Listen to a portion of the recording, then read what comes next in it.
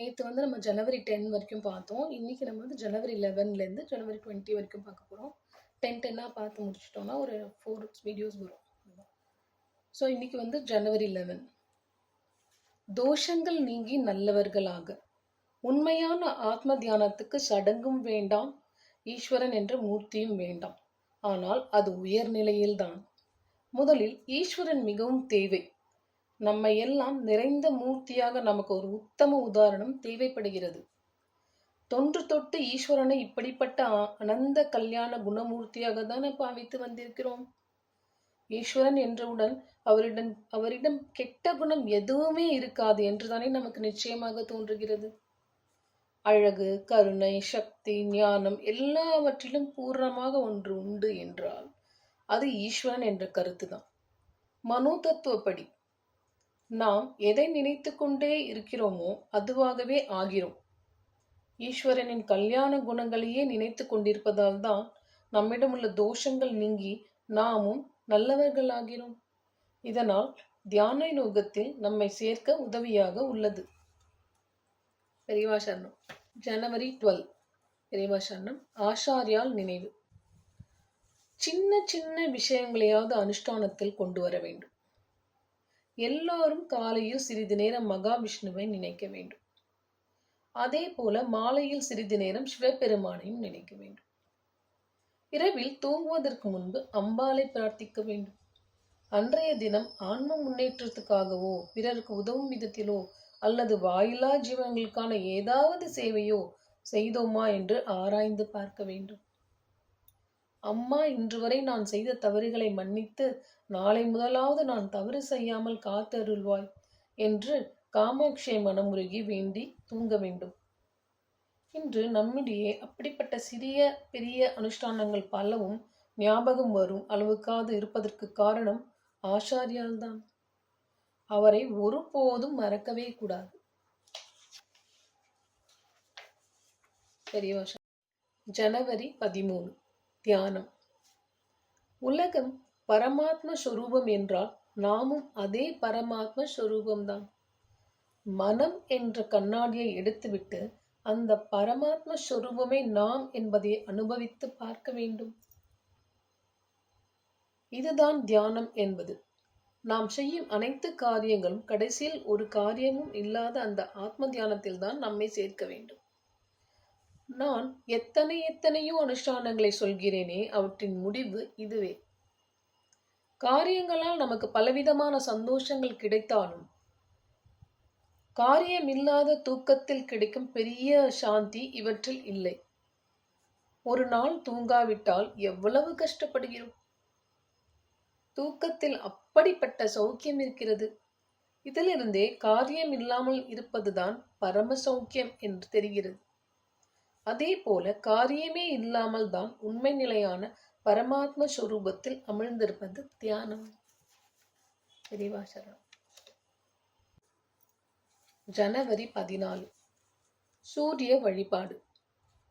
தற்காலத்தில் நல்ல மத நம்பிக்கை உள்ளவர்கள் கூட சூரியனை பரிவார தெய்வங்களில் ஒன்றாக மட்டும் வைத்து ஏதோ ஒரு சில தடவை சூரிய நமஸ்காரம் பண்ணுவது, ஆதித்ய ஹிருதயம் சொல்வது என்பதோடு நின்று விடுகின்றனர். இருந்தாலும் முற்காலத்தில் சூரிய பகவானையே முழு முதல் கடவுளாக உபாசித்தவர்கள் நிறைய பேர் இருந்திருக்கிறார்கள். நம்முடைய மதத்தில் அது 6 பிரிவுகள் ஷண்மதம் என்று உண்டு. பிள்ளையார், முருகன், அம்பாள், ஈஸ்வரன், மகாவிஷ்ணு என்று நம் அனைவருக்கும் நன்கு அறிமுகமான 5 மூர்த்திகளோடு 6வதாக சூரிய பகவானும் இருக்கிறார்.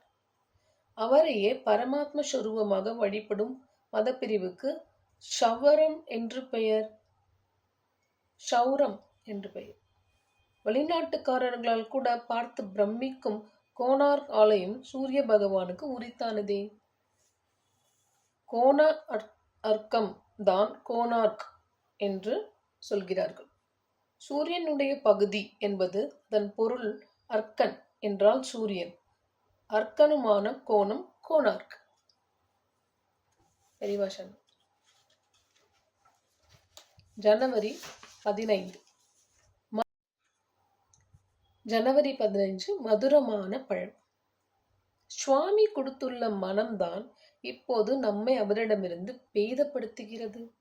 மனதை அவர் குரங்காக படைத்திருக்கிறார். அந்த குரங்கு இப்போது உடலை கெட்டியாக பிடித்துக் கொண்டிருக்கிறது. இந்த அழுகல் பழத்தை அது விட்டுவிட வேண்டும். அழுகாத பழம் கிடைத்தால் அழுகல் பழத்தை குரங்கு வீசி போட்டுவிடும். அழுகாத மதுரமான பழம் பரமாத்மா தான். அதை மனதால் பிடித்துக்கொண்டு உடல் அபிமானத்தை விட்டுவிட முயற்சி செய்ய வேண்டும். இதற்காகத்தான் பக்தி, பூஜை, புனித யாத்திரை அனைத்தும் வைத்திருக்கிறது. இவற்றில் மேலும் மேலும் பக்குவமடைந்து உடல் உணர்வு அகங்காரம் அடியோடு போய்விட்டால் அவர் பரமாத்மா. நாம் ஜீவாத்மா என்னும் பேதம் மறைந்து அவரே நாமாக அத்வைதமாக ஆகிவிடுவோம். நீ வேறொனாதிருக்க, நான் வேறொனாதிருக்க என்று அருணகிரிநாதர் பாடிய அனுபவத்தை நாம் அடைவோம். பெரியவா சரணம். 16 ஜனவரி குரு பரம்பரா ஸ்லோகம். ஆத்ம ஜோதியை முழுமையாக பிரகாசிக்க செய்யவும், தூக்கம் இல்லாமல் இருப்பதற்கு உரிய சாதனைகளை சொல்லவும் நமக்கு ஆச்சாரிய பரம்பரை வேண்டும். ஓர் ஆச்சாரியர் நமக்கு பிற்காலத்தில் தம் காரியத்தை செய்ய மற்றவருக்கு அதிகாரம் கொடுக்கிறார். இப்படி வருபவர்களின் வரிசைதான் ஆச்சாரிய பரம்பரை. அந்த பரம்பரை விஷயத்தில் நாம் மிகுந்த நன்றி உடையவர்களாக இருக்க வேண்டும். ஆத்ம ஜோதியை அடைவதற்குரிய மார்க்கமாகிய நிதியை காப்பாற்றி தந்தவர்கள் அவர்களே. யார் யார் மூலமாக இந்த நிதியானது உலகத்தில் இன்று வரை தொடர்ந்து வந்திருக்கிறதோ அத்தனை பேரையும் தியானித்தால் அதிக அனுக்கிரகம் உண்டாகும்.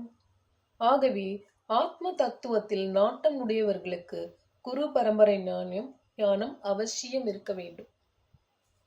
சாஸ்வத ஐஸ்வர்யமான ஆத்ம சாம்ராஜ்யத்தை நமக்கு காண்பித்து கொடுத்த இந்த எல்லா ஆச்சாரியார்களின் பெயர்களை தினமும் சொல்லி அவர்களை நமஸ்கரிக்க வேண்டும். பெரியவா சரணம். ஜனவரி 17 எளிய சுவாமி. மற்ற தெய்வ விக்கிரகங்களில் பிராண பிரதிஷ்டை பண்ணி அவற்றில் அந்தந்த தேவதைகளின் ஜீவ கலையை உண்டாக்குவது போல பிள்ளையாருக்கு பண்ண வேண்டியதில்லை. பாவித்த மாத்திரத்தில் எந்த மூர்த்தியிலும் அவர் வந்து விடுகிறார் என்று சொல்வதுண்டு. மற்ற சுவாமிகளை தரிசனம் செய்வது என்றால் நாம் அதற்காக நேரம் பார்த்து குளித்து மூழ்கி அர்ச்சனை சாமான்கள் வாங்கி கொண்டு கோவிலுக்கு போக வேண்டியிருக்கிறது. கோவிலுக்கு போனாலும் நேரடியாக அந்த சுவாமியிடம் போகாமல் பிரகாரம் சுற்றி கொண்டு உள்ளே போக வேண்டும். அப்போதும் கூட சுவாமிக்கு பக்கத்தில் போகாமல் தள்ளித்தான் நிற்க வேண்டும். பிள்ளையார் அப்படி இல்லை. எந்த நேரமானாலும் சரி, ஆபீஸ்க்கோ ஸ்கூலுக்கோ கடைக்கோ போய் வரும்போது கூட தெருவில் தற்செயலாக தலையை தூக்கினால் அங்கே ஒரு தெருமுனையில் பிள்ளையார் உட்கார்ந்து கொண்டிருக்கிறார். அவரை பார்த்த மாத்திரத்தில் நெற்றியில் குட்டி கொண்டு தூப்புக்கரணம் போட்டுக் கொள்கிறோம். இதிலேயே ஒரு நிம்மதி சந்தோஷம் கிடைக்கிறது. தெளிவாசனம். ஜனவரி 18 ஸ்கந்தர். ஸ்கந்தர் என்றால் துள்ளி கொண்டு வெளிப்பட்டவர் என்று பொருள். உலகத்துக்கு அனுகிரகம் பண்ண வேண்டும் என்ற துடிப்போடு பரமேஸ்வரனுடைய சக்தி நேத்திர ஜோதியாக, அதாவது கண்ணில் தோன்றிய நெருப்பு பொறி துள்ளி கொண்டு வெளிப்பட்டு ஸ்கந்தமூர்த்தி உத்பவமானார். அந்த விசேஷத்தால் தான் அவருக்கு சுப்பிரமணியர், கார்த்திகேயர், குமாரர், சரவணபவர் என்ற அநேக நாமாக்கள் இருந்த போதிலும் அவரை பற்றிய புராணத்துக்கு ஸ்கந்த புராணம், அதாவது ஸ்காந்தம் என்ற பெயரே இருக்கிறது. அவருடைய உலகத்துக்கு ஸ்கந்த லோகம் என்றே பெயர். அவர் சம்பந்தமான விரதத்தை ஸ்கந்த சஷ்டி என்று சொல்கிறோம்.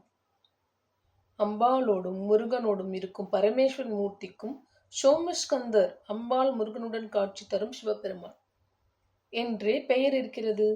முருகன் என்று அவருக்கு சிறப்பாக பெயர் கொடுத்திருக்கும் நம் பாஷையிலும் கூட கந்தர் அனுபூதி, கந்தர் அலங்காரம், கந்தர் கலிவெண்பா என்றெல்லாம் ஸ்தோத்திரங்கள் இருக்கின்றன.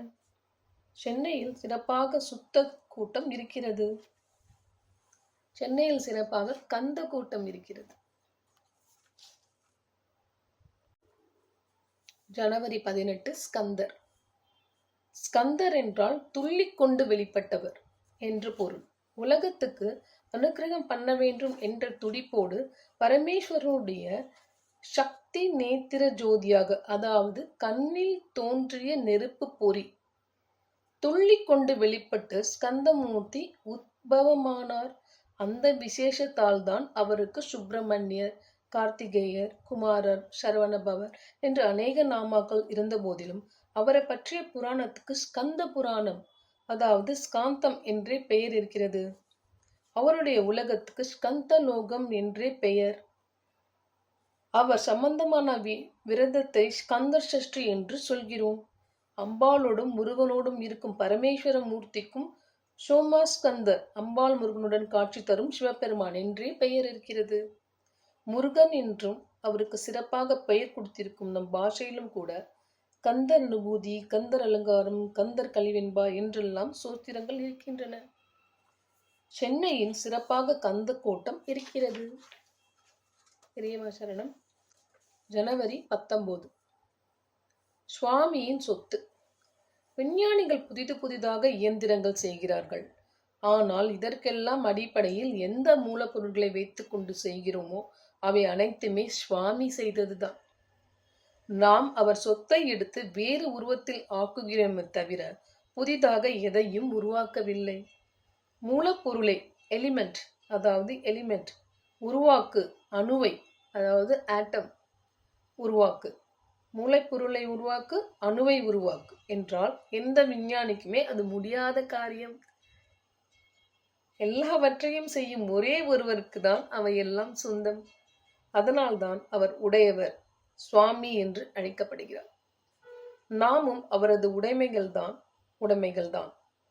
நம் சொத்து என்று நாம் நினைத்து கொண்டிருப்பதை நம் இஷ்டப்படி விநியோகிக்க உரிமை பெற்றிருக்கிறோம் அல்லவா?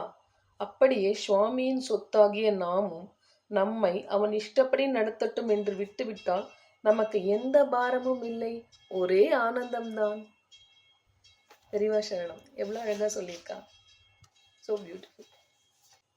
20 ஜனவரி. மோக்ஷம். பொருள்களும் சிற்றின்பங்களுமே வேண்டும் என்று நாம் நினைக்கிறோம். எதை வேண்டும் என்று நினைக்கிறோமோ அதுதான் அர்த்தம். உண்மையில் நமக்கு நிறைவு தரும் நல்லது எவையோ அவற்றுக்கு பொருளும் காமமும் வேண்டாதவை.